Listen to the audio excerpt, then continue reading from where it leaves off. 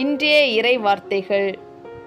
இவ்வளவு காலம் நான் உங்களோடு இருந்தும் நீ என்னை அறிந்து கொள்ளவில்லையா? யோவான் எழுதிய தூய நற்செய்தியிலிருந்து வாசகம். பிரிவு 14, இறை வார்த்தைகள் 6 முதல் 14 முடிய.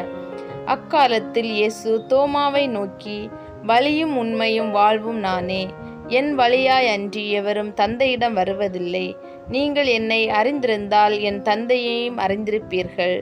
இது முதல் நீங்கள் தந்தையை அறிந்திருக்கிறீர்கள், அவரை கண்டும் இருக்கிறீர்கள் என்றார். அப்போது பிலிப்பு அவரிடம், ஆண்டவரே, தந்தையை எங்களுக்கு காட்டும், அதுவே போதும் என்றார். இயேசு அவரிடம் கூறியது, பிலிப்பே, இவ்வளவு காலம் நான் உங்களோடு இருந்தும் நீ என்னை அறிந்து கொள்ளவில்லையா? என்னை காண்பது தந்தையை காண்பது ஆகும். அப்படி இருக்க தந்தையை எங்களுக்கு காட்டும் என்று நீ எப்படி கேட்கலாம்? நான் தந்தையினுள்ளும் தந்தை என்னுள்ளும் இருப்பதை நீ நம்புவதில்லையா? நான் உங்களுக்கு கூறியவற்றை நானாக கூறவில்லை. என்னுள் இருந்து கொண்டு செயலாற்றுபவர் தந்தையே.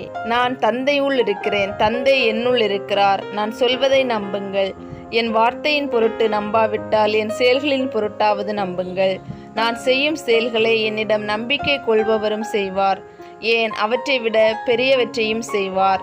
ஏனெனில் நான் தந்தையிடம் போகிறேன் என உறுதியாக உங்களுக்கு சொல்கிறேன். நீங்கள் என் பேரால் கேட்பதையெல்லாம் நான் செய்வேன்.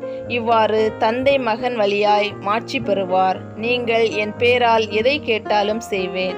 இது ஆண்டவர் வழங்கும் அருள்வாக்கு. இறைவா, உமக்கு நன்றி.